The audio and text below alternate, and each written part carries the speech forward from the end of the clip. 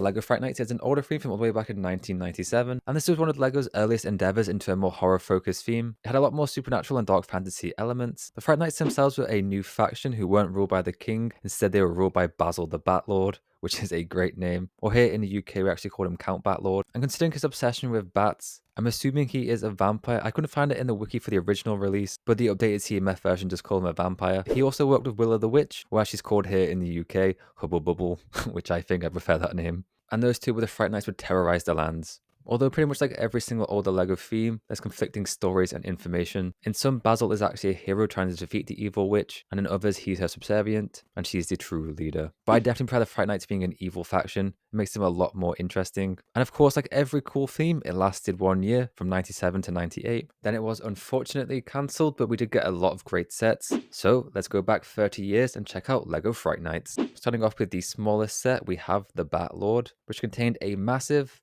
12 pieces. The set retailed for $4.50, but I couldn't find the UK or European prices. But I assume it'd be probably around £3-ish.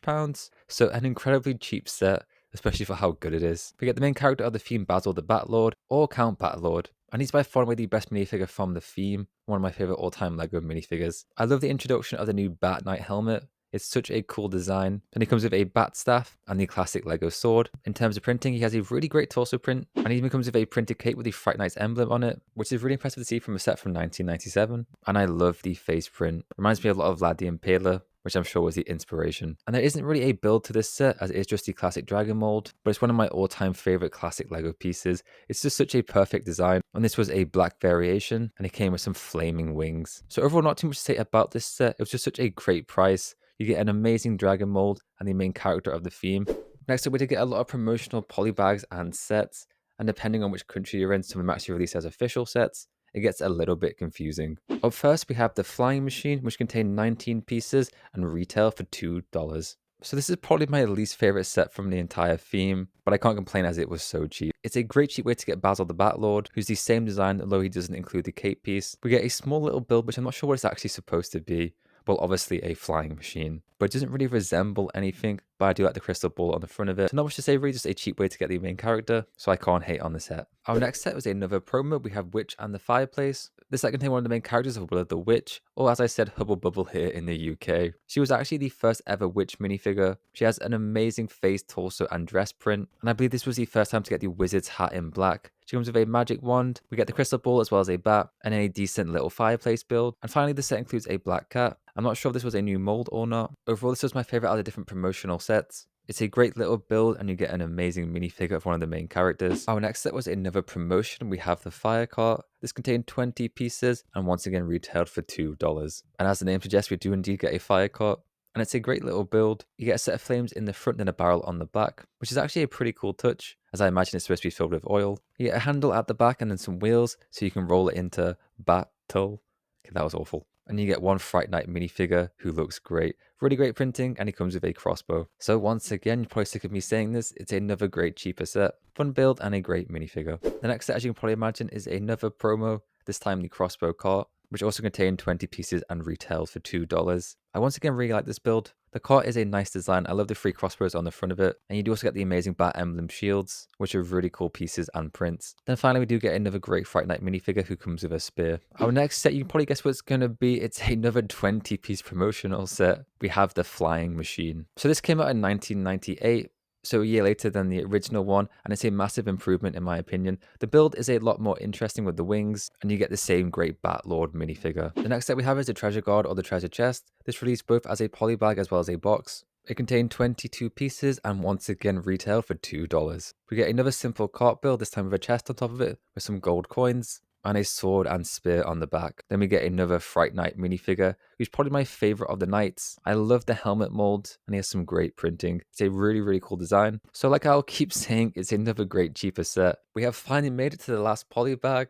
Our last one is the catapult cart. This theme was really obsessed with different cart builds. So as you can imagine, we get a small little catapult on top, which is a really simple build. It's basically just a pot you can use to flick studs at your enemies. And then we do also get the Batlord in this set. So it's always great to get more options to get this amazing minifigure. Our first more substantial set was basically a minifigure pack. We had the Fright Force, which is a fantastic name. The set gave us 4 of the main minifigures. We got Batlord as well as Willow the Witch, and then 2 Fright Knights, and a really great horse. The set contained 26 pieces and only retailed for $6. And this is one thing that I loved about the older themes, is that they would give away their best minifigures in really cheap minifigure packs, so it's amazing value for money.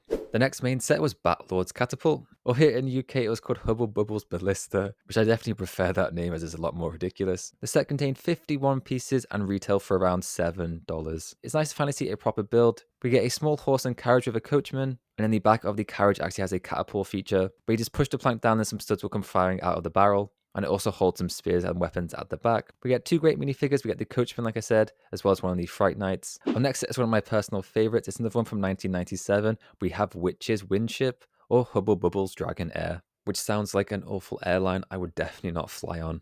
The set contained 56 pieces and retailed for $8. And it's such a ridiculous and random build, I can't help but really love it. It's pretty much just a hot air balloon, but instead of a balloon you get a dragon, which is the classic green dragon, and like I said, I love this mold. It's so nostalgic. For the base of the windship, we get a seat for Willa, a crystal ball, as well as 2 halberts. For the minifigures, we only get the one, just Willa, who like I said is an amazing minifigure. Actually comes with a broom and a magic wand. So this is a really fun and ridiculous set. It's a great price to get the amazing dragon mold and a really good minifig. The next set is Trade to Transport. It contained 139 pieces and retailed for $20. This is another great looking set. I really love the carriage build. At the front it's pulled by the black dragon, which like I said, I love this design and mold. We get a seat for the coachman as well as a prison in the back, and then it's covered in some wings, flames, and some halberd. And then we get an amazing horse for the Batlord. I love the armor. Then we get 3 minifigures, the coachman once again, another Fright Knight with the amazing shield. Then we get the Batlord in his full glory with the printed cape, and he just looks so cool on the horse. So another great design, a good price, and tons of great minifigures. We're now moving on to the second biggest set, which only has 255 pieces, but the build is a lot more impressive looking. We have the Witch's Magic Manor, or the Evil Mountain as it's called here in the UK. The set retail for $44, and the manor is the main highlight for Willa the Witch.